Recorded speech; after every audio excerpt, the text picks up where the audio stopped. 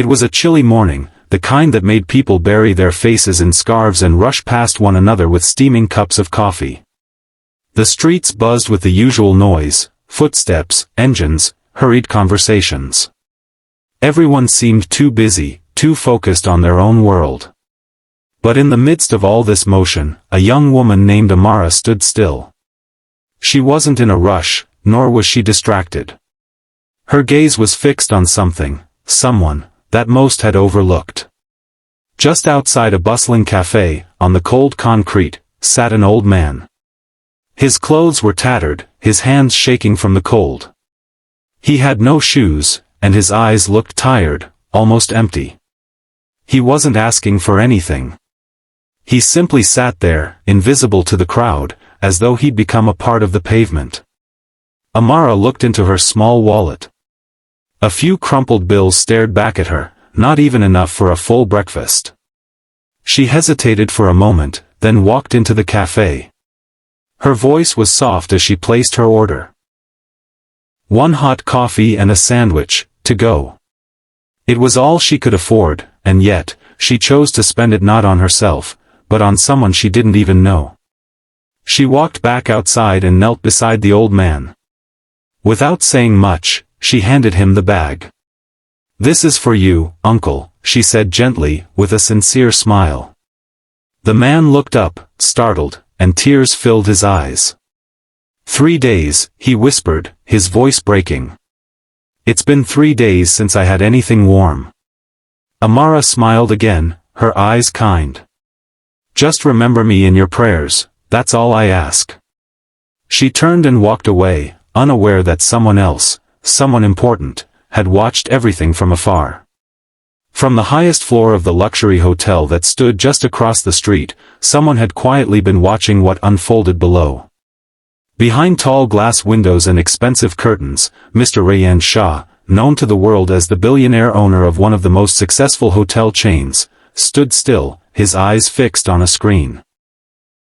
The footage wasn't from a news channel or security feed.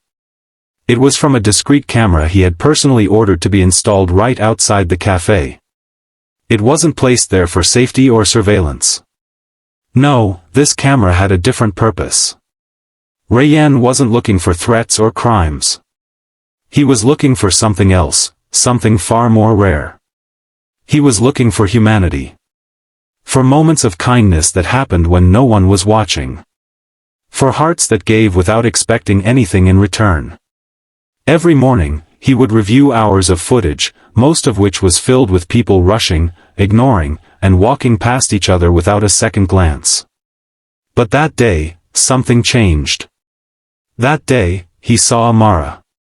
He watched closely as the young girl stopped, noticed the old man, hesitated at first, then walked into the cafe. He watched her spend her last bit of money, return to the man, and offer him warmth with both her hands and her smile. He saw the tears in the old man's eyes. And the quiet sincerity in Amara's gesture. Rayyan leaned forward in his chair, pausing the footage. He didn't smile, but there was a shift in his gaze, like something rare had just been uncovered. He wasn't just looking for stories to inspire. He was looking for people to believe in. And on that cold morning, through a small act of warmth, he had finally found one. 2 days had passed since that cold morning. Amara had gone back to her regular routine, unaware that anything in her life was about to change. She was sitting on her small bed, sorting through job listings on her phone, when it suddenly rang. The number was unknown. Curious, she answered. "Miss Amara," a professional voice spoke. "You've been selected for an exclusive interview with the Rayyan Group." She blinked in confusion. I never applied," she replied, thinking there must be some mistake. But the voice was firm. "Your name was referred personally. Please come tomorrow morning. The address has been sent."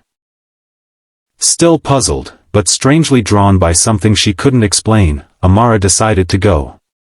The next morning, she arrived at a tall, gleaming building. The kind she had only seen in magazines. She was escorted through polished hallways, her nervous steps echoing quietly, until she was led into a room made entirely of glass. And there, waiting for her, stood a man she instantly recognized from news headlines, Mr. Rayyan Shah. He looked at her for a moment, then spoke with calm certainty. "I saw what you did." Amara's breath caught. She had no idea what he meant. "You didn't know anyone was watching, but your heart spoke louder than anything else." She stood frozen, unsure how to respond. There was no script for this moment.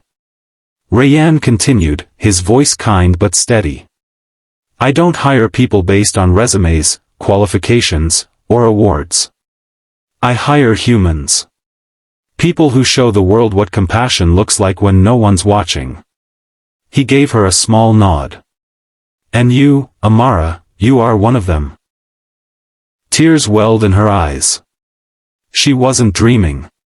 This was real. And everything had changed. Amara got the job. It felt unreal, like a dream that had quietly tiptoed into her life without warning. One day, she was counting the last bills in her wallet, and now, she was walking through the shining hallways of the Rayyan Group, not as a visitor, but as part of it. Gratitude filled every part of her heart. But what touched her even more was what happened next. Mr. Rayyan hadn't forgotten the old man from the cafe. While the world might have passed him by without a glance, Rayyan had remembered.